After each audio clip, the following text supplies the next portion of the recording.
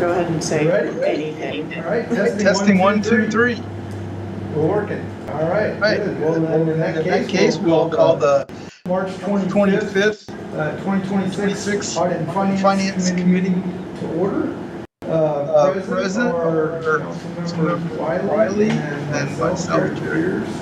And absent is John Perkins, who's not able to be with us today. We also have staff here from finance, management analysts, and various other areas. So, with that, would you like to make a motion to approve the minutes? I so moved. All right, I guess I'll second. Since we're the only two here opposed. So, all in favor? Aye. All right. right. Then we wouldn't have to call anybody opposed. All right. So, with that, we're going to move right into our first topic, which is we asked the management analyst to look into special assessments and tax liens. And so, Andrew, we'll turn it over to you. All right. I am the management analyst, Andrew. I was tasked with reviewing special assessments and tax liens.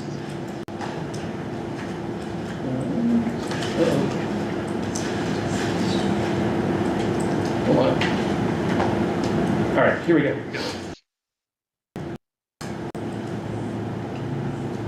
Hold on, I'm having some technical difficulties here. Okay, so here is the overview of the presentation. Just want to note that the background section is going to be a little lengthy. I feel like we're going to need a good foundation here. Get a full understanding of my findings. Maybe like myself. I mean, I kind of knew what special assessments were, but I learned a lot in this process. So I think there's probably folks out there who might not understand quite what that is or what it means. So I'm gonna take some time to kind of explain all that in the background section.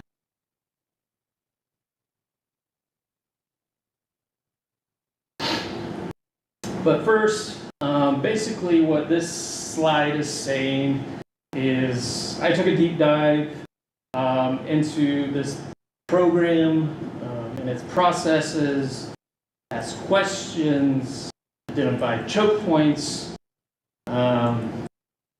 basically looking for areas of improvement, that sort of thing. That's basically what this slide is saying. That was my objective. And basically what this slide is saying is how did I achieve that? Obviously I had to talk to people and the applicable departments, which were community development, finance, and maybe to some of y'all's surprise, technology services. And I did all that in accordance with the generally accepted government auditing standards. All right, so we're going to dive into the background. I kind of struggled with where to start, but I'm going to start with property maintenance division, which is within community development. I'm going to talk about terms that I'm going to define within this slide or in this presentation. So I will get to this. Yeah, we're going to start with property maintenance division. So they effectively oversee the activities that lead to special assessments and tax liens. Their mission is to work in partnership with the residents of Independence, promote and maintain a safe, clean, and desirable living and working environment. The city has adopted codes that protect the life, health, safety, and welfare of its residents. These property maintenance codes establish the standards with which development and property conditions must comply, and this division administers a fair and impartial enforcement program to rectify violations of these codes and requirements. Now, I'm not going to go into a lengthy list of these enforcement codes, but they certainly can be found in chapters 4 and 14 of the city code. And there is a list of the most common violations. Again, this is property maintenance. These are property related, overgrown grass, trash, sidewalk maintenance, all of these sorts of things. Any questions so far?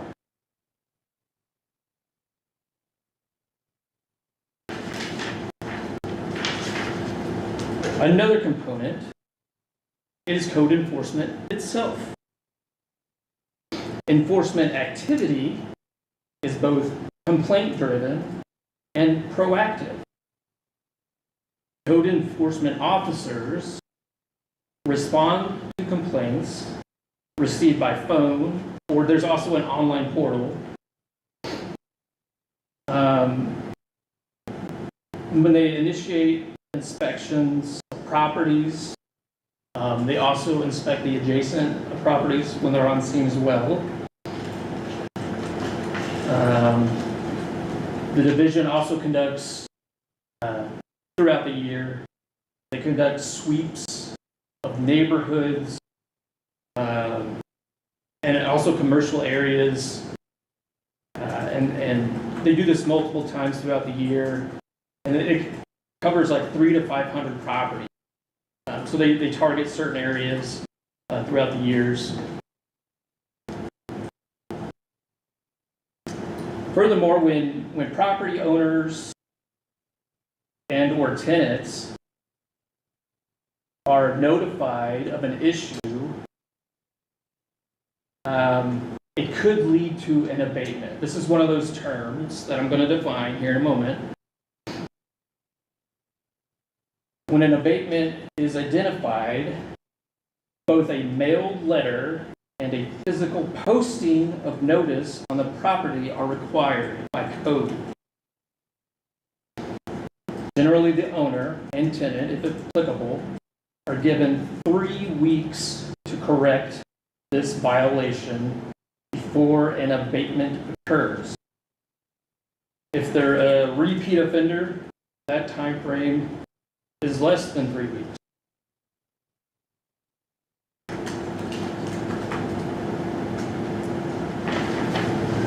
We're going to get to special assessments. All this stuff's got to happen first.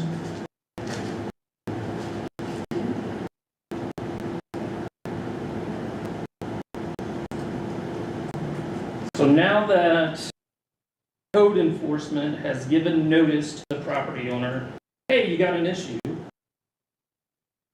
Now what? So now the property owner basically has a choice: fix the issue or what? So they don't fix the issue within the time frame.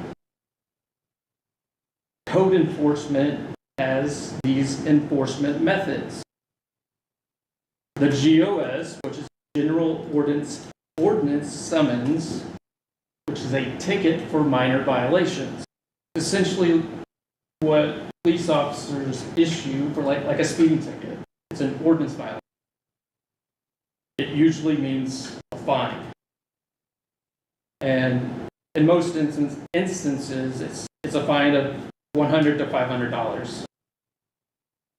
And it can increase with subsequent charges of the same offense.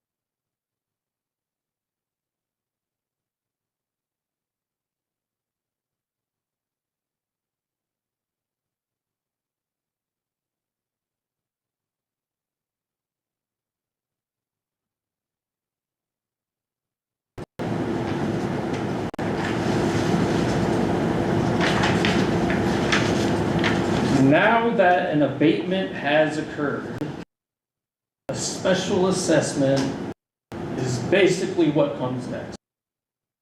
A special assessment is the billing mechanism for recovered costs.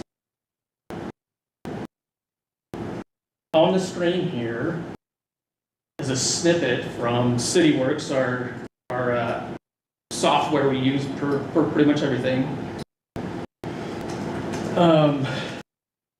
As you can see, there's a multitude of fees associated with the abatement. Community development has an administrative fee. Obviously, the contractor fee's in there, and that's going to range depending on whatever the contractor was used for. Finance has a fee in there. Of course, even the letter is in there that was sent out. But you'll also notice Jackson County has a collection fee in there, and I'll get to that in a moment. But all that is totaled down at the bottom. That is the special assessment. It is the billing mechanism for recovering abatement costs. We went on this journey together, finally get to here. Any questions? We have a set fee schedule for like some of those fees, or I mean, I know not the contractor fee because that depends on what it is. Right. Correct. On the other ones. You have to correct me, Melissa, if the finance has a finance administrative fee looks like a set cost of 20. I don't know if it's depending on hours. Yeah, I think it's just a set fee. Yeah, so I'm thinking it's just set. But maybe should be looked at to see if it should $20 is still. All right. Andrew, can you go back one slide? Sure. So, I mean, it takes a minute to get to an abatement. It's, for sure. I mean, I'm guessing there's several citations and like. They definitely work with Right. Citizens. Like if they need to mow their lawn and they need to wait till the next payday, get fuel or whatever, sure, they'll work. They'll work with it. But yeah, this is, I mean, you're escalating to this point. Right. Obviously, I mean, come on. Means you either ignored the issue or you refused to correct it or whatever. And then on the next slide, I'm curious about, I assume the city works with several contractors to do this. Do you get bids for these jobs? I mean, how does that work? Yeah, so I didn't dive into that section. I would have to ask Kind or of something. beyond the scope of what we asked. Yeah, sorry, okay. I would imagine something to that effect, or there's probably a range that they work with that are good folks, you know. Do you want Tom to answer that? Yeah, let's put Tom in. Sorry. Sorry. Since he's here, we might as well make use of that. You have to be sworn in. So the city has multiple contractors that we work with.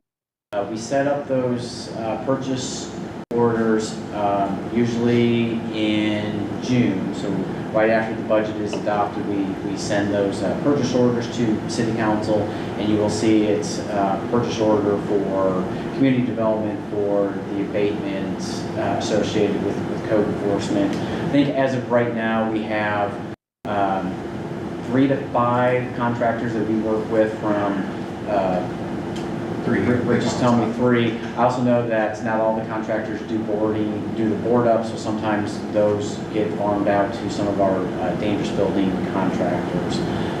So we use every available resource and contractor that we have to, when we have to abate something, to get the violation correct. Right, and we're charging them a fair price for this. We're not, and I've walked through this with a couple of constituents who were worried that this fee was, somehow it was going to be inflated, but that's not what we do. it's a fair price for the work, Correct. the work that they do. And I'll put it this way. A lot of times, especially on the dangerous building side, I know that this report does not cover that. A lot of times we can get the demolition done cheaper than what the private can. Right. Just mainly because of the contractors that we work with, the volume that we work with, it's generally tends to be cheaper. And I will point out that in that PO, when we set this up with our various abatement contractors, it outlines all of their pricing. So when we do the RFP, it includes their pricing for mowing, trash pickup, removal of junk, trash, debris, vehicles, equipment, those types of things. So all of those are public and transparent. Exactly. Yeah, thank you. Yeah. Sorry for the U-turn.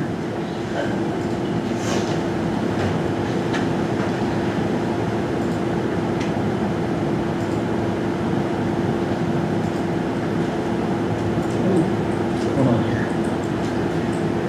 Okay. I did not write Z on It's a this. cliff. I don't know why that's there. Font issues. So we'll ignore that part, go ahead. Okay, so here is a pretty simple graph. Okay, so once the special assessment is generated, that total at the bottom of the last slide is due within 30 days.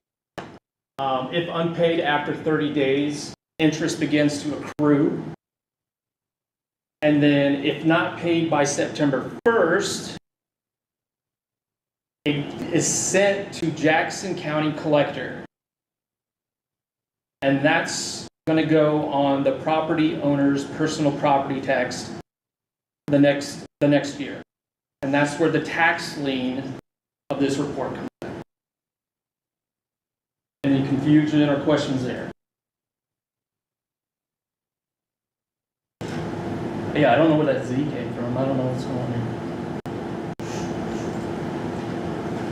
So next, I'm going to go into the case management or system info type portion of this. I think it's warranted. So basically,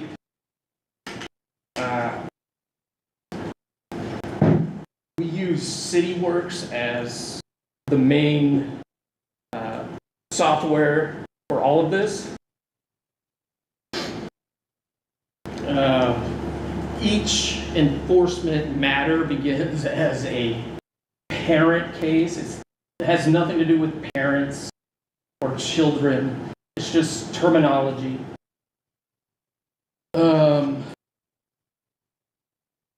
So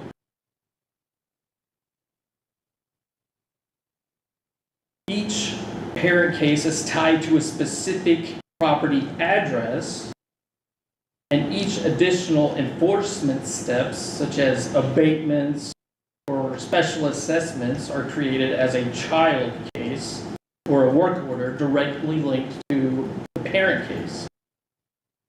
Obviously, this is designed to reduce redundant data entry and minimize errors.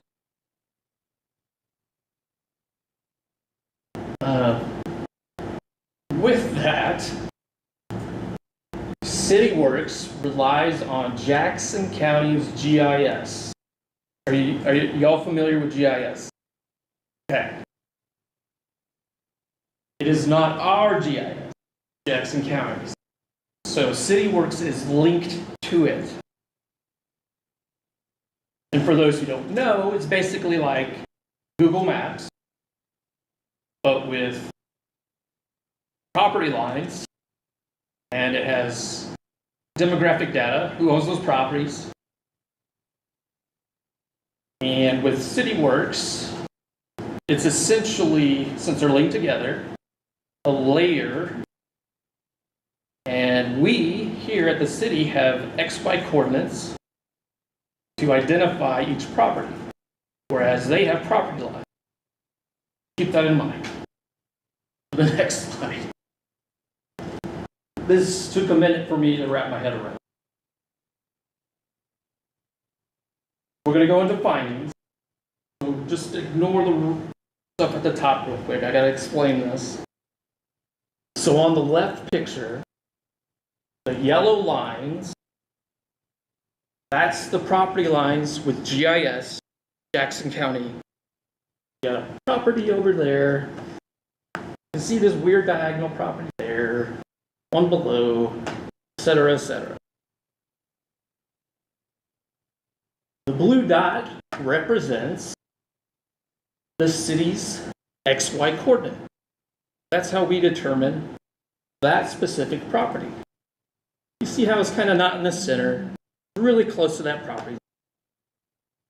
And that's fine, whatever. It's still the same property, you're right. For the most part, these XY coordinates are center mass of the property in GIS. But some are really close to that property line, like in this example. GIS software, like most software, requires updates.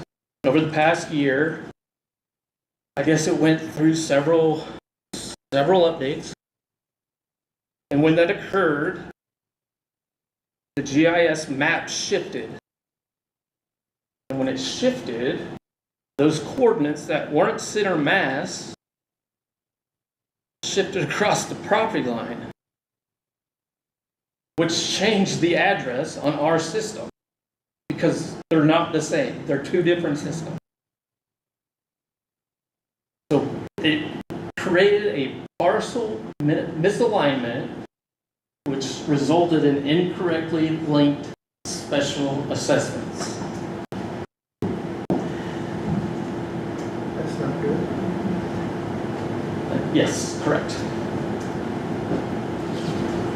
Now, Andrew, do you know how many? I do. Oh, sorry. Out of the, hold on, my mouth is dry.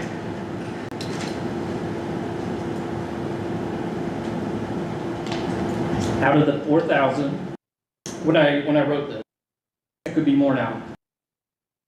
When I wrote this, out of the 4,438 special assessments in the city, there were 117 misaligned, which is 2.6%.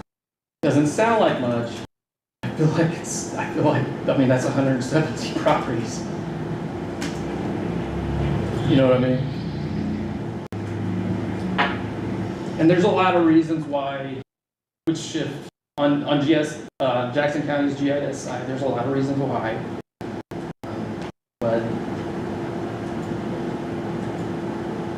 And to be fair, when I started this project, technology services and community development were knee-deep in this issue. They were troubleshooting it and working through it.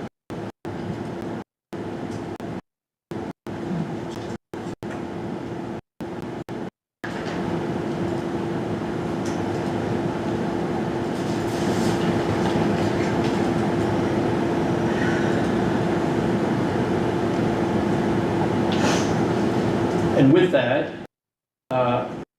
is my finding too. While controls to prevent and detect parcel misalignment were improving, steps taken such as reconciliations and enhanced quality assurance and quality control processes, they are not yet fully embedded with a formal control framework. Now, that may be not true today, because I wrote this a few weeks ago. I mean, they're working through it.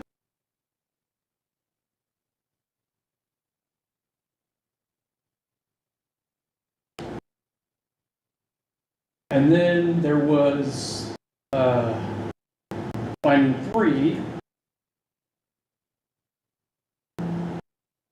It highlights how the structure and treatment of fees in error cases can create a obviously a financial strain on property owners that didn't have the special assessment. So I can only imagine if we didn't detect, if this wasn't detected and the folks who were receiving special assessments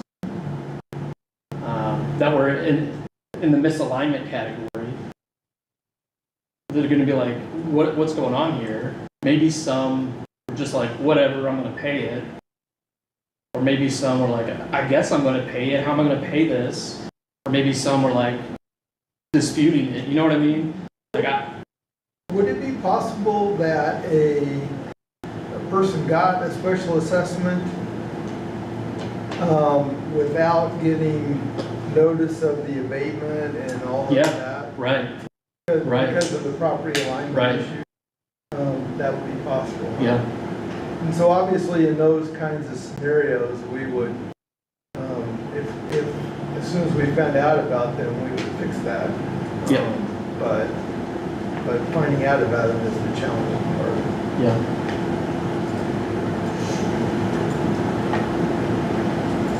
And then there was also, kind of in the same regard with this, there was also an instance where a person was paying a special assessment, and there was a what was it, a Jackson County a fee associated with their assessment, even though it hadn't been September 1st yet. So that only applies if it's been transmitted to Jackson County. And they were wondering why that has to be on there. And I guess whoever they talked to here at the city said they can't remove fees. And when I did my research or investigation, just talking to employees, they're like, yeah, we can obviously we can remove whatever we want. We can add whatever we want. We can remove fees as well. So I'm not sure how or why that was the case in that specific situation. Maybe it was the previous years. I guess that could be the case. I'm not sure.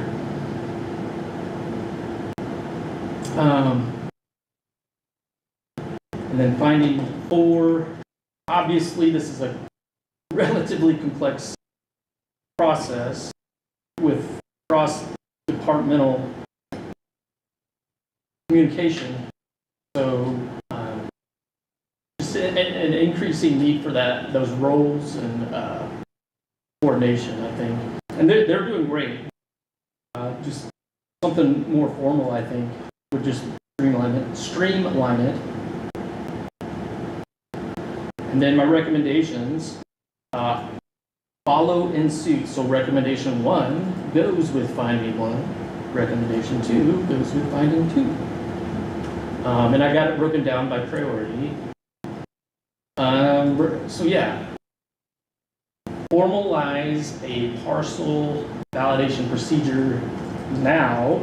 So all new incoming special assessments, do some sort of front door control, even if it's just getting another set of eyes on the address, just double checking the address.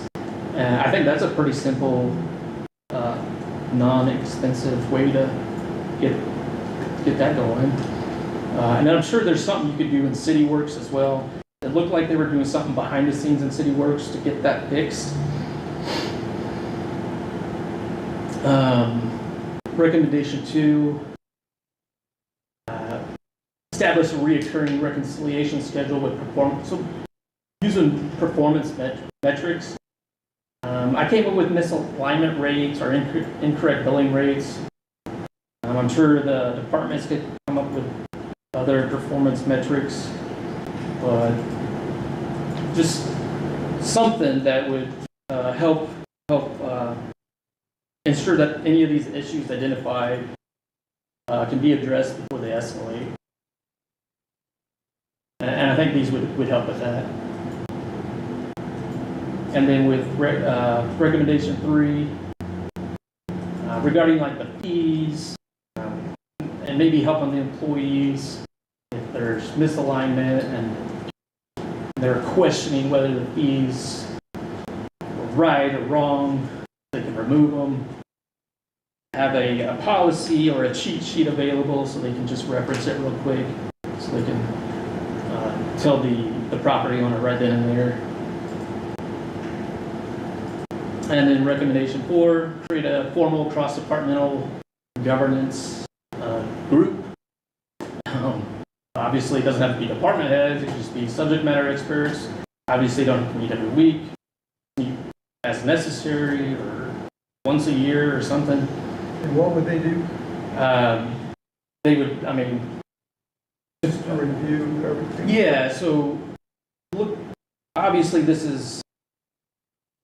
they're all integrated into this special assessment, whether they are. They're all integrated into special assessment. So enhancing coordination in the event that something like this would happen in the future. So in the case of an emergency, it's not really an emergency, but something serious were to happen, they could just get together real quick, hash it out, and they'd all know where to go immediately and what to do. So basically, the logic here with the priority system is stop the core problem now, get it under control. And the medium priority stuff is establish a framework, get some policies in place or documents for longevity structure. And that's basically it.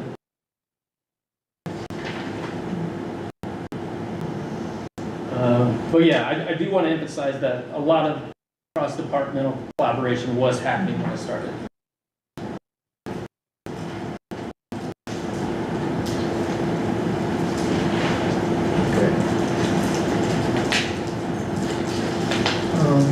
Well, that's helpful to get that review and understand the issues that kind of ask questions as we went. So, Yeah, no, that's great. So I didn't Appreciate that. Any other staff have any comments or anything? Tom does, okay. So, just to provide a little more context on this is a more recent occurrence that has just started to occur. We've been using CityWorks for a number of years. Code enforcement has been using it for about 6 years now, and we've been doing the same process. And what we discovered, and what I shared with Andrew, is we've had properties who've had abatements performed on them by the city. In 23, 22, 21, there was a time period about late 24 where this is when this issue first appeared. And talking with tech services staff, what they kind of trace it back to is GIS updates at the Jackson County level. So we get all of our parcel data information from Jackson. We get our property lines, all of those things. When Jackson County was performing updates in late 24, beginning of 25, that's when this issue first started popping up. And I know our tech services team has been working with the neighborhood services team as well as the finance team to figure this all out to make sure that this doesn't happen again. I will also say that a few people who receive these tax liens on their property did reach out to the city, whether that was through community development or through the city council office. And as we researched that we assigned that to the wrong parcel, and then community development staff then worked with finance staff to get that off of, to communicate with Jackson County to get that off of their tax bill, so that the property owner would not be assessed any fees or fines associated with that, and then send the corrected tax bill to to the correct parcel at Jackson Avenue. So as they are coming to light, the city is looking into that to make sure that nobody is paying for an abatement that was done on the neighboring property and associated with the correct So property. you're actually going back and taking a look at all of As- those. As we are notified. Yes. So there could be folks out there that either paid the bill or have a bill that it's incorrect, but they don't even know it. And we don't know it either. Correct. That's correct. So we don't know who the 117 people are? We do have a list of those, yeah. Okay. So what would it involve? Would it be a reasonable thing to go through that 117 and make sure that that the right people were billed? That seems like a fairly small number, so that's why I'm asking. And I've not been involved in those conversations as part of the fix going forward. I was just providing the context on some of the issues that have come up and how we have addressed those. And so I really can't speak. I can check with tech services staff and neighborhood services staff and see what we are doing. Yeah, it just seemed like it might be worth going in and checking, I mean, the 117 folks and say, let's make sure that they were either billed correctly or not, and then if not, fix them. It sounded like they were trying to gather the full list. 117 was where they were at that moment, Guys, and they were continuing to so they're search. still working on that. And then okay. once they got that list, it sounded like they were gonna move it to the next phase, which was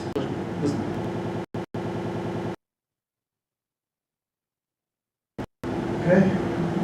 Any other comments or questions by anybody? All right, well, thank you for that report. Next item up is procurement policy. We talked about indexing that for inflation, and I think Melissa will turn that over to you. Guessing you have some thoughts in that regard. Sure.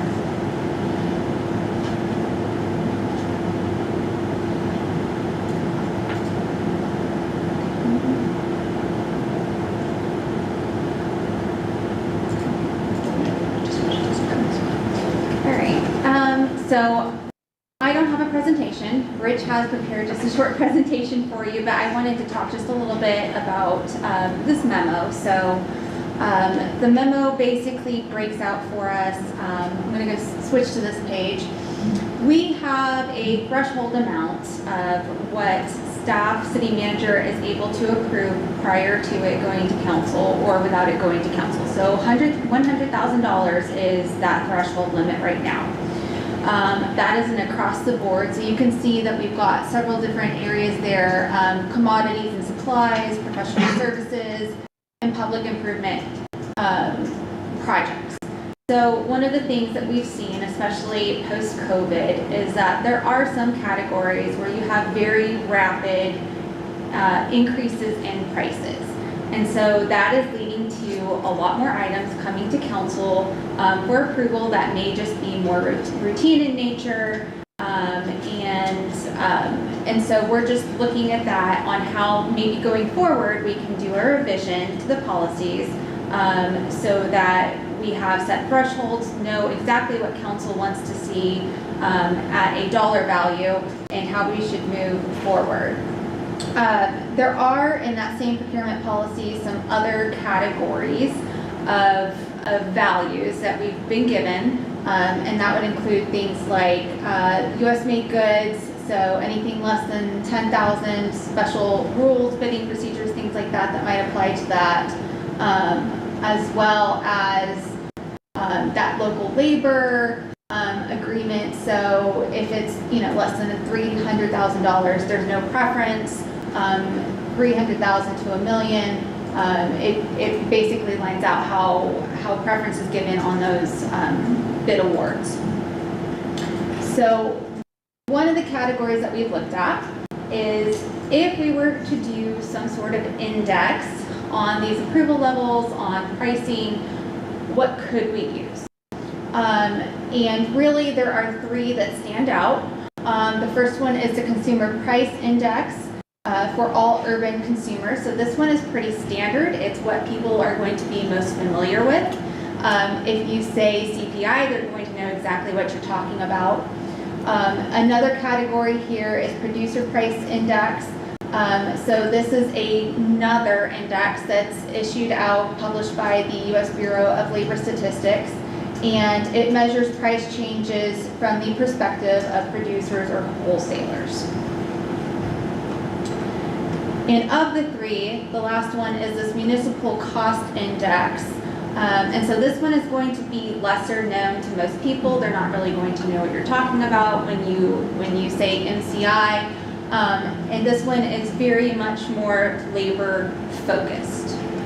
So those would be three of kind of the top, the most well-known categories of indices when we're looking at if we were to do some sort of scale that automatically increases. These would probably be the three that we would be looking at. There's just a table here. It talks about the different measures, stability, complexity, and then kind of where each of these would fit in best in our procurement policy. So you can see CPI again, best fit, good general policy, but might not fit in as well as something like services and contracts or construction and goods. Another area that we looked at is kind of what are other cities doing? I found one really good example within Missouri, and that's the city of Wildwood. They are smaller than we are, but within their procurement code, they have this section for automatic inflation adjustment. And so it just prescribes exactly what they should use, although it does leave it open. So if council thought it would be better to use something like the PPI for our major construction projects or something like that, there's some flexibility in it. And then also in this memo, and what I'll probably move into a little bit more just to discuss, are options for implementation. So there are several ways that we can really handle this. One would just be a fully automatic annual adjustment. So that's very much like what City of Wildwood has there in their example. The threshold would just automatically increase every year based on the chosen index. And so there wouldn't be any further council involvement in increasing that year over year. Something like that, I would think, we probably still need some rules around it, rounding how much can it increase before, or is there a threshold that council want to see it before it automatically goes into place? Are there certain categories that maybe you'd be interested in seeing, something like professional services, or maybe just automatically doing it for construction projects and things like that? Option 2 would be a trigger-based adjustment. So staff would review whichever index that we choose at the beginning or very end of the year to see how much it increased. And then an adjustment would only occur at a specific threshold. So after it's 5% or more, after it's $5,000 or more, something like that. And then lastly is kind of a periodic review. And this one would, we would just say we would analyze it every 3 years, determine what needs to happen, and bring it back to council each time to get your comfort level on whether it should be approved or not. Now, optional safeguards, some things that we might want to implement here. We might want to consider something like an annual cap, like it can't increase any more than 10% in a year. Maybe a floor provision. If we have negative growth 1 year, we don't want to go backward. And then also just transparency. Is this something that we want to bring back to Audit Finance periodically so that you can review before maybe it's implemented, something like that, so that there's at least a layer of city council acknowledgement and understanding of how it's increasing. And then one of the things that I just threw in here for you is an example calculation. So let's say that we just decided to go with CPI very generally across all of the categories. Your base value is $100,000, that's where we're sitting at right now. I made the assumption that we would look at year over year based on our fiscal year growth. And so you can see what the index value is each year for that and what the new value would be based off of that increase to that index. And so you can see that you can wind up with some very odd numbers if we don't have something in there that talks about rounding. And then, so you can see like under those options above, under the fully automatic, maybe it automatically increases to 103,000. Maybe we automatically round it up to a nice $5,000 number, or there's no adjustment because it's less than 5,000, and so we just look at it again the next year. And then, option 3 would then be that just comes back to City Council. You look at it before you make any changes to the policy.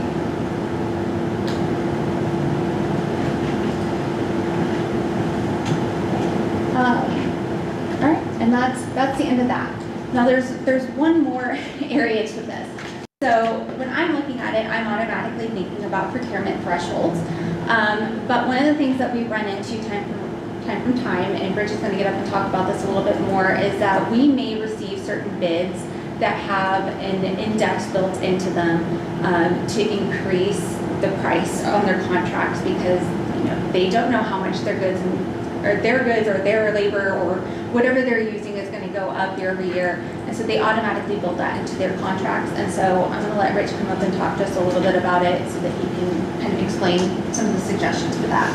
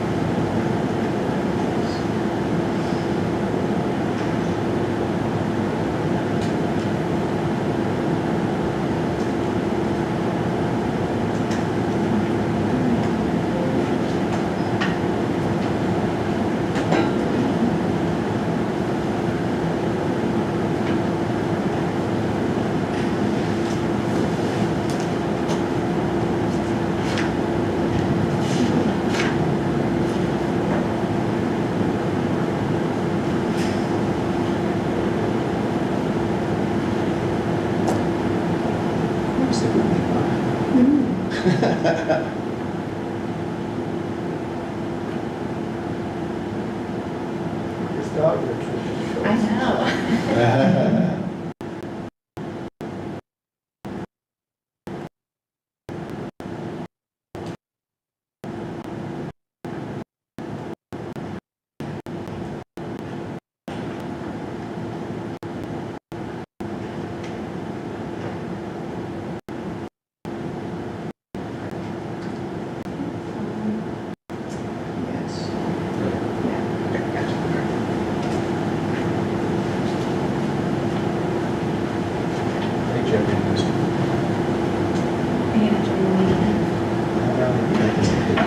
I'll have to. Bruce, you can just pull up the presentation and you'll have so you can see your notes. Is that it? Yeah, there we go. All right, cool. So if you want to see your notes, just bring yours up. Okay. All right. And as Melissa was saying, One of two things. thank you, appreciate it. A lot of what I'm going to talk about is piggybacking on what she had mentioned. But as far as the look into indexes that I have done,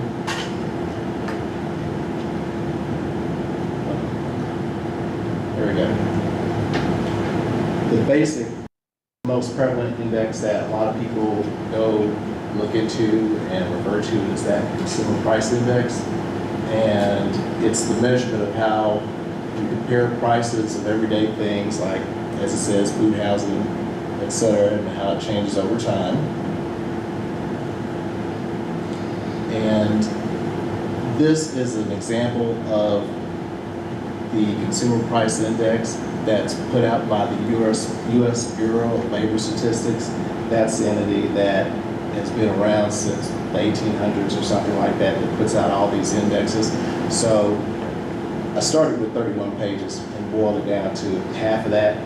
So this example would be illustrative of, say, for instance, we have trash hauling services. And so if you had a spot that was at $200 a month for trash hauling, and then the trash hauler needed to increase their price an extra 3%, you would go to this Consumer Price Index, and we would look at that February 2025 to February 2026 unadjusted percent change area. I don't know if you can see that up there.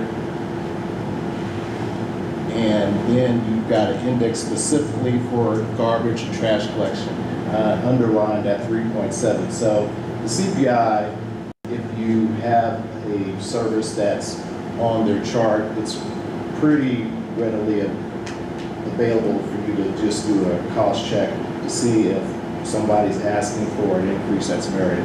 In that case, it shows that if somebody was looking for 3%, you can check the index and it's merited.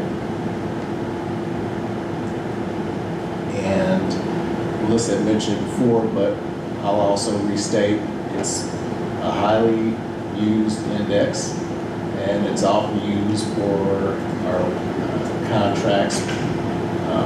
Sometimes when it comes to like people that have that as a measurement for an increase. The con is that sometimes it can add an additional 1% bias, and there's the reference to where that came from. The next index that I researched was the Producer Price Index, and that's an index that's used a lot of times for, as Melissa said, and as I'm pointing out right here, goods. So a lot of times, if you have a good, you can look at the Producer Price Index and look at the components that create that cost of the good. And so from the Producer Price Index side, pro is that you can drill down and see how much the change in the raw materials is that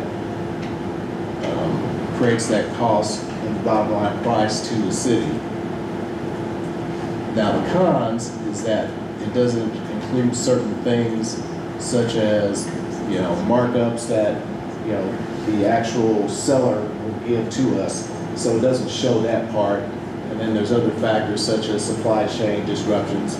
You know, like current events, we do have certain supply chain issues that we need to be mindful of. So those are a couple of the cons. And then the last major index that Melissa mentioned that I'm also talking about is the Municipal Cost Index. And the Municipal Cost Index is an index that has only been around since the 70s.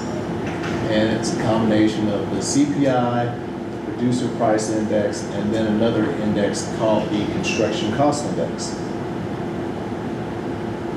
As I mentioned, it goes back to that time in the 70s I mentioned. Now the Construction Cost Index, that's a subset of that MCI, and as it says, that Construction Cost Index is a index that was created by the Department of Commerce. And some of the things that that Construction Cost Index looks into is the changes of cost in materials, skilled labor, and unskilled labor in both general construction and other kinds of construction like building construction. So it does a deep dive in those areas. And that all helps put together the MCI. And to repeat some of the pros and cons, the MCI is tailored to local governments. It's heavily labor sensitive, but the cons are that it's not used very much, and the CPI is regularly updated, whereas the MCI, as it says, is updated every so often, quarterly or annually.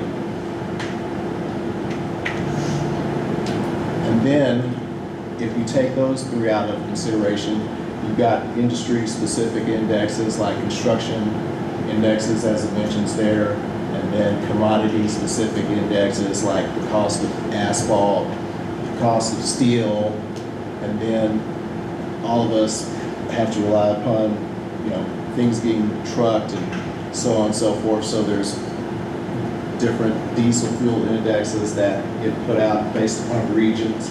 So that's another index that I've seen a lot of times people use to justify a price increase, price of fuel.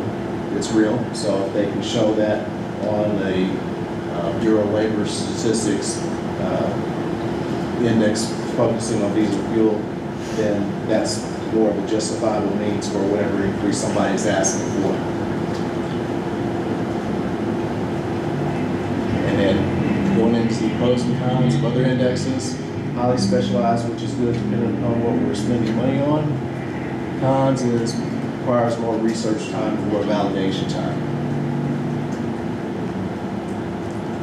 And some of the observations when it comes to indexing is that we need to, as a organization, research the right index based upon the kind of service or commodity that we're spending money on. And one of the thoughts that I had is on our solicitations, be it either a bid or RFP, that we research whatever kind of index that would be good and put that in our bids. And then if somebody replies back to our bid or proposal and they have their own index as a consideration, that we look at it and then we see what is the most fair index as far as how to look at future increases. And then if we don't have an index when we put out a solicitation, if a respondent has an index that they supply, then we need to look at that and consider it and come to some kind of an agreement between staff that's spending the money on whatever the service or product is and our group in finance. And then the final thought about indexes and price increases in general is documentation.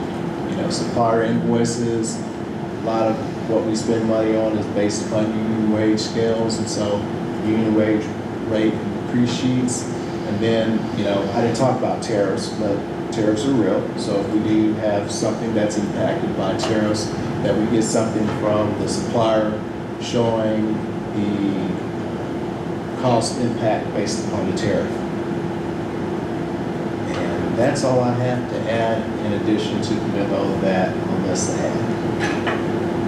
Questions, comments? I guess my question is, what do you guys want to see from us?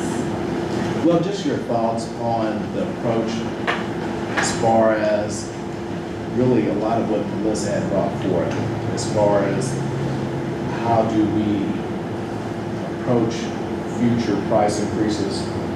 Do you guys, in your role as the Audit Finance Committee and council at large, do we do something like have one of those three threshold suggestions implemented? That's one thought. And then the second thought is I just wanted to provide you guys some thoughts that I had as far as what we can do proactively moving forward so that when we do put out a bid or RFP, that we have something out there that says, okay, this is what we're basing increases on. Company A, do you agree? Yes, no. We get to that point, and then when we actually get an agreement or contract in place, we don't have to come to you guys and ask for permission. It's already there in black and white. So that's what I was wanting to bring across to you guys and what you guys consider. Does staff feel like you're coming to us too much and it's slowing things down? I think that it can. It certainly can. There are. I think a lot of this goes around things like, and Lisa and I've had this conversation, like our CIP projects. Right. So we have a CIP, we approve them in budget, we spell them out in detail detail and tell you exactly what projects that we intend to do. And then we have to come back every time that there's a contract, and it does slow things down. I mean, I understand like a transparency perspective, and we want to talk about these things and know that they're occurring and that they're going on, but there certainly are times where we're under time crunches to get contracts approved, get things out the doors before the price increases trigger. Right. And so that's part of the issue. And I think that there is a happy medium here. Maybe it's not professional services contracts increase, or maybe they increase at a lower threshold or something like that, because you want to know when we're going out and hiring consultants or things like that. But if we've already gone through a budgetary approval processes for things like municipal services, IPL, where we've approved these capital projects, unless there's a change to the capital project, maybe you don't see it. Or maybe we give you maybe there's something that we bring to you to review, it's information only, so that you know that we've awarded these bids out and we're starting the projects. I think that's what we're looking for from a staff perspective. I mean, if you think to the beginning of the year, when we start issuing those POs, I mean, it's months of just PO after PO, and a lot of them are very standard. And things that, you know, from an operational perspective, we don't have a chance, or we don't really have a choice in issuing. And I think that there's probably some ways to make it easier for everybody, and maybe less confusion on your part of, we just approved this, why are we approving it again? Right. So really that's what we're looking for. Guidance, is there a threshold, or do you have recommendations or comfort level for things that can just be automatically approved? I think conceptually, it makes sense that we increase, you know, a given, you know, increments. The question, you know, and if it's over X number of dollars, then, you know, I like your triggering mechanism, because that basically brings common sense into the factor. Let's still increase it for, you know, $2.98, but let's be thoughtful about that. On the other hand, you know, it seems to me like we're going to have to categorize these somehow. Sure. And whether they all go to CPI or an element of CPI, or, you know, or the municipal price MPI, you know, whatever they go to. I mean, I like your chart that shows what it makes, you know, what kind of is most applicable in the given situations. I think the challenge is, you know, I think we want to give it from a practical standpoint, so that, you know, on most things it can just, you know, kind of move right along and not have to come back. But there's going to be some things I think the council will probably want to be clued in on. Sure. And maybe it's just a notice on our agenda relative to, you know, the information only section. Sure. A lot of agendas is, we did this, you know, and, you know, in accordance with current policy. And so something like that makes sense. I think the question I really have is, do you want this committee to drive that discussion and with the whole council, or do you want to bring something, you know, as a recommendation to the council for us to kind of chew on? Or do you want to bring something back to us as a recommendation, you know, given this feedback? I mean, unless there, I would think that given, based off of your feedback, how you would, then we would probably bring something back here to you. I think it would be best to, if you have a general direction you would prefer we head down that path, that makes it, you know, bringing something back to you, it probably will make that process quicker, and, you know, not waste the full council's time if it's something that's not desirable to the body as a whole. Like Melissa said, there's a lot of options and ways we can go here, but it often seems, you know, for a while we attached it for information only for all purchase orders between 50 and 100,000. We could go back to something like that with a higher threshold, but it does seem funny to approve the budget the last meeting in June and then the first meeting in July have all those Right. purchase orders that you just approved effectively by Exactly. approving the budget. Yeah, And then, that just seems Again, ridiculous. to Melissa's point, just to hammer on a little bit, the two things that do get us our bids aren't valid for nearly as long as vendors used to provide them. And then that leads into the second one, emergency repair situations. No one likes to bring forward emergency POs. It just looks like, it doesn't appear as transparent. And there's always a good reason that those are brought forward as emergencies, but if we could come to terms with something that allowed us to move a little quicker on approved projects when there was a change, it would be Yeah. ideal. I think so, and maybe some of this too is, everything is set at $100,000 right now. So like I said, maybe you want to see, professional services contracts where we're going out, if we're hiring a consultant, we're doing things like that where we're paying for labor. Maybe $100,000 is your threshold, but maybe because we do go through and approve the CIP, maybe your threshold for CIPs are you want to hear about that 100,000 to a $250,000 or a $500,000, and then anything over and above that is something that goes to council for approval.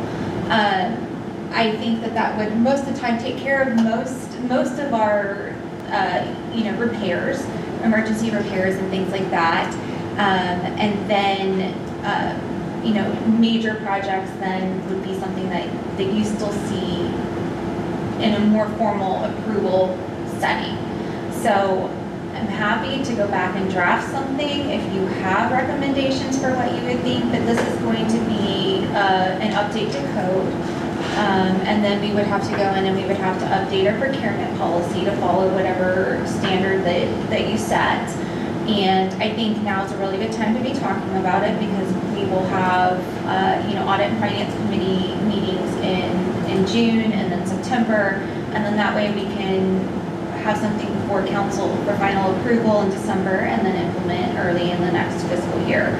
So, we can take it any way that you want. If you want to give feedback today or you want to chew on it for a little bit and then we can talk about it in June and then come back with something more formal in September, we can do that. Well, I like what you just said about the categories. I think that's going to be important. I like the Wildwood, Missouri example a lot. This is just me talking, and then I think I think the automatic annual adjustment is a good idea and rounding up. Yeah, I tend to agree with those. I think two other thoughts. One is that, if you, in your research process, if there are what you would consider best practices, Sure. then I'd like to know that. The other piece is I'd certainly like our new city manager to weigh in on this. So, and so I don't want to, maybe kind of bring us back something in June that is in more of a draft form, Okay. something to talk about after those things occur. But I think this makes sense from a practical standpoint.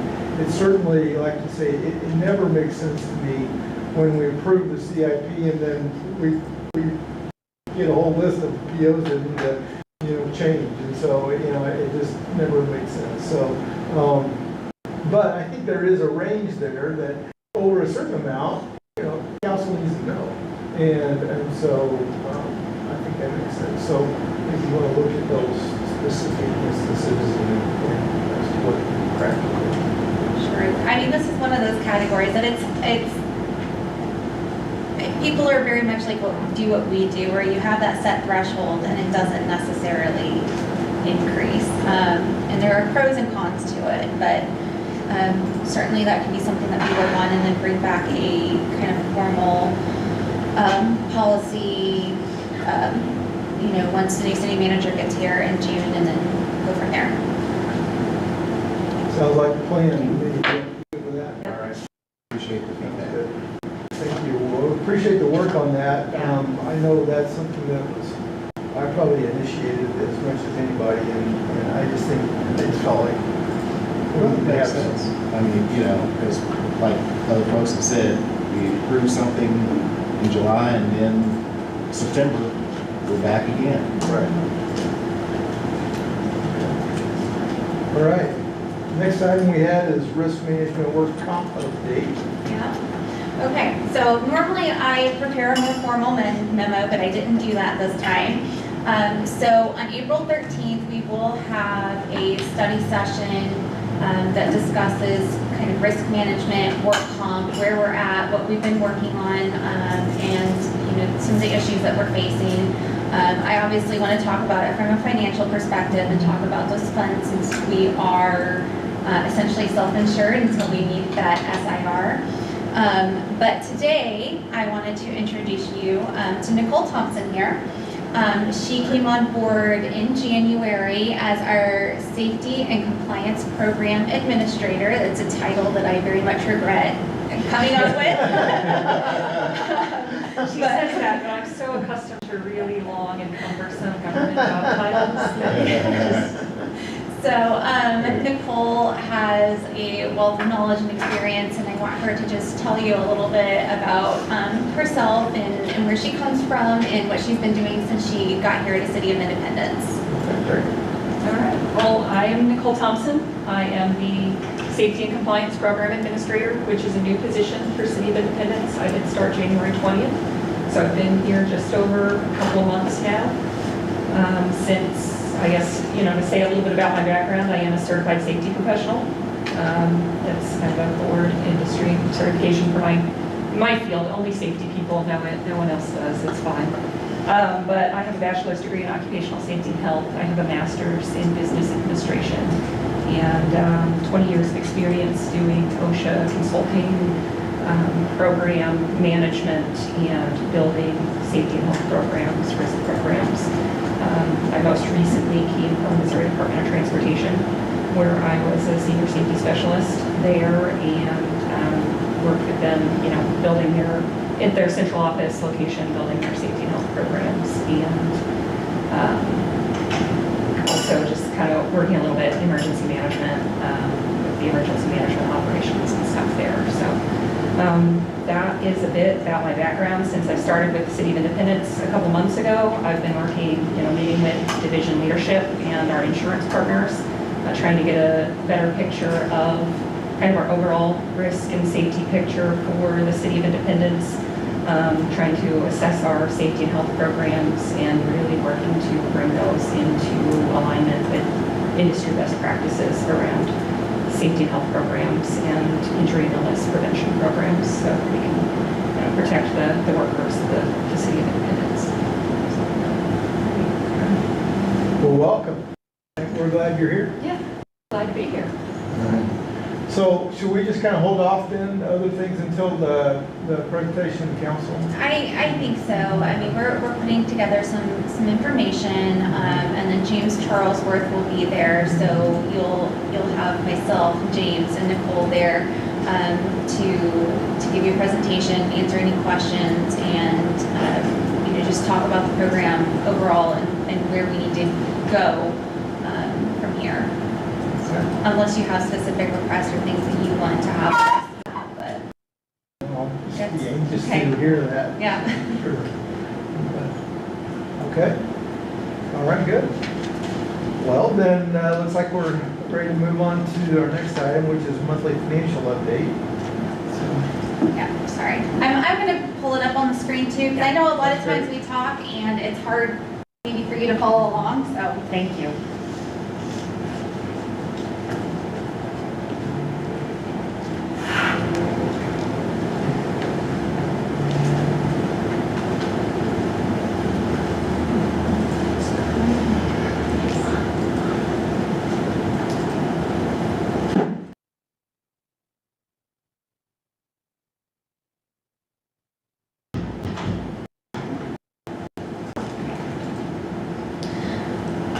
Okay, so right now I have the monthly financial statements through January.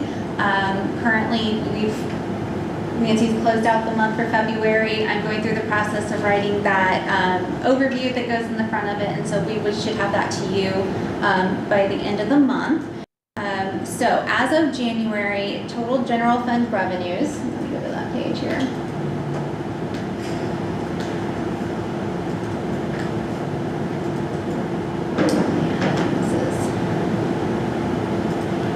Maybe I can make it larger.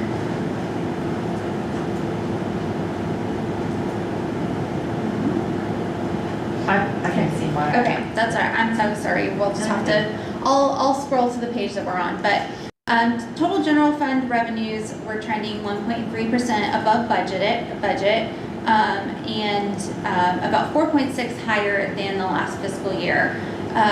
So currently we're in the process of working through our budget right now, and things are trending as far as what we budgeted okay in the general fund.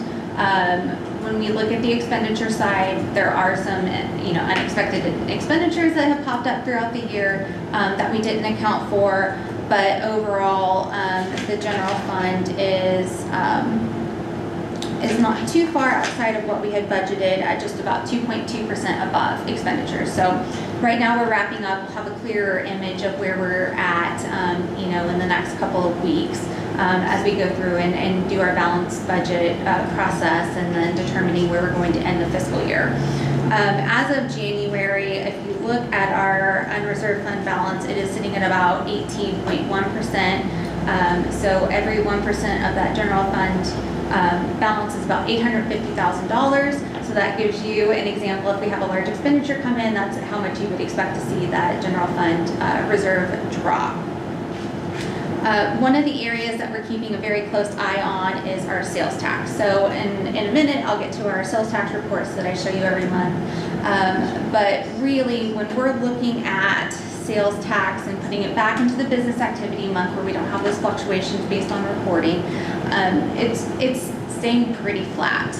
And then it's not in this report, but when I'm looking even at use tax, I expected to see a little bit more of a bump once we get into that holiday season. I know it's March, but just based off of when we receive those funds, I'm really looking at November and December business activity, and we're just not seeing a lot of growth right now, whether it's brick and mortar stores or online sales. So something we're looking very closely at. And then in the general fund, one of the other main categories that we're watching very closely is when it comes to property tax. That's not something that would affect this fiscal year, but next year, as we look at what the county is doing, we're looking at a pretty substantial sum of money based off of the calculators that I'm using from the state, that would be paid back from taxpayers and clawed back from the city. Now, the latest word that I've had from the county, there's a meeting upcoming on April 2nd that I'll be attending, is that their intention is to do those clawbacks over the next 3 years, but not quite sure that their tax system can handle it that way. Expectation given where we're at now. Yes, I mean I would expect that by the end of the year, yes, that we're going to be facing a situation where we have to pull down that reserve. Do you mean by the end of the year or end of Fiscal year. Fiscal year. Yeah. So I mean, if about 1% is approximately $850,000, we should still be meeting or exceeding that reserve. And it's difficult when you have things like gas prices have suddenly surged. So now we're probably going to have higher revenues from the gas tax that come back to us. And so if it starts to be 90 degrees in April, then we're likely going to have higher pilots from water, people watering their lawns and doing things like that and turning on their air conditioners earlier. So, I mean, there's a lot of things that can happen between now and the end of the fiscal year. Alex does a really great job of watching the budget, has a really firm grasp of what's coming. She meets very frequently with the department heads, both of us do, just so we know what's coming, what to expect, and then we can make plans when unexpected items come up. I was just going to point out on this, when you look at, there's that odd little dip right there in October. That's all related to the government shutdown. We didn't have CPI data for that month. So it's going to look a little odd from here on out, but it's just a 1 month occurrence. So we'll have to deal with that for the next 3 or 4 years. You sure will, yeah. Yeah. So in our sales tax improvement funds, right now through January, their revenues are trending just a little bit low to budget, but so are their expenditures. So not too worried about that fund. Let's see, parks improvement sales tax trending a little bit low. All of the sales taxes, I'm not surprised. While we're seeing that sales taxes are essentially flat, all of these funds trend just a little bit low until they start getting that use tax revenue in. This was really the first kind of month where we started seeing that waterfall trickle down. So I would expect, at least on the revenue side, for that to start bouncing back in those as we start getting those payments into them. Essentially, though, all of their expenditures are in line or lesser than budget, so nothing major there. Fire sales tax is seeing a little bit higher, slightly to budget on their revenues, but again, their expenses are tracking pretty right on. Fund 67 is the Prop PD sales tax. That's their new sales tax fund, and where you're seeing the majority of the PD expenses housed this year. So their revenues are trending slightly down to budget. Again, once those use tax revenues come in, I expect it to go back up. But they are trending about 5.4% up to budget. We've looked at it. It's mostly related to overtime. Not completely unusual for the time of year for them to have a kind of an uptick in overtime. But you know, Alex is working with them and kind of and looking closely at their expenditures. And then once we get into the use tax funds, essentially they both received, animal shelter and the police use tax have received all of their revenues for the year, and then both are trending down to budget on their expense side. Same thing for our health property tax and parks property tax levy funds. They both essentially received the majority of their revenue for the year, and on the health property tax, they are trending down on their expenditures. Parks is up a little bit, 1% above budget, but they have a lot of materials, things that they have to buy up front in the year, and so it's not a surprise or necessarily a concern. And then tourism fund, revenues are trending up to budget, although I just wanted to note that transient guest tax continues to be trail slightly behind where we were at year to date last year. We've had some of our property owners, I've been working with Paul and Charlie on this, property owners reached out to us, let us know that there's a change in Airbnb practices. Before, property owners had the option of either having Airbnb collect and remit the transient guest tax to us, or they could do it themselves, and now that is not something that they're having the option for anymore. Airbnb is going to be doing that. So we're working to get some information out to property owners, taking time to go through and update our transient guest tax form to make it a little bit more clear and helpful, just to see if that maybe helps that guest tax come in and get it put back up. So just to be clear, which way was that going? Is that Airbnb is going to automatically do it, or was that? Okay. Yes. Yeah. And then the expenditures in that tourism fund are trending down to budget. Happy to answer any specific questions on any of the individual pages, or if there's anything that you want me to go into more detail on.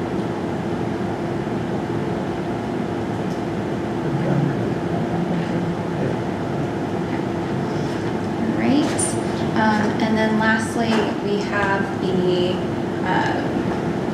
tax reports. So just looking at this, we've got the first one with that green tab on the top, I'm not sure if that's attached to this or a separate item. We have a green tab on our people. Yeah. I think that might be- It's the next, isn't it the next agenda item? Yeah, there we go. There it is, yeah. Okay, now, yeah. Okay, there we go. So just looking at this, and this is where I think it gets confusing when I start talking about how we're looking at relatively flat growth. Again, when I talk about that, that's by business activity month. You can see tax receipts for, I think I actually jumped ahead here because I had the information available, but for the month, we're up 3.9% for February receipts. And then that puts us up about 1.5% of receipts year to date. The second page there with the blue at the top, this is use tax only. So our use tax receipts were up 6% and year to date are up 10.7%. And then on that last sheet there, I combined together the sales and the use tax since we talk about how internet sales are replacing brick and mortar, just to give us a good general idea. We were up 4.2% month over month of actual receipts, and then are up 2.8% year over year. So. Good. Well, at least we're up, not down. I mean, it's, I'll take that. compared to things that have happened in the past when it comes to sales tax, it's holding steady. I know we want to see growth, but I'll take, not falling behind, so. All right, anything else? We do have a matter under Yes, executive yes, session. right. That's the only thing. Yeah. Thank you. No problem. Any questions or anything? No, thank you. Good reports today. All right. Well, then, we do have a matter that we need to go into closed executive session for. And so, I'm gonna ask for a motion to adjourn the regular meeting and go into executive session. So moved. Okay, we'll second that. We'll both vote for that. Yes. So, Give me 1 second. all right. So, thank you. Thanks, guys. And so we'll let some of you go, whoever is to go, and the rest of you can stay around and be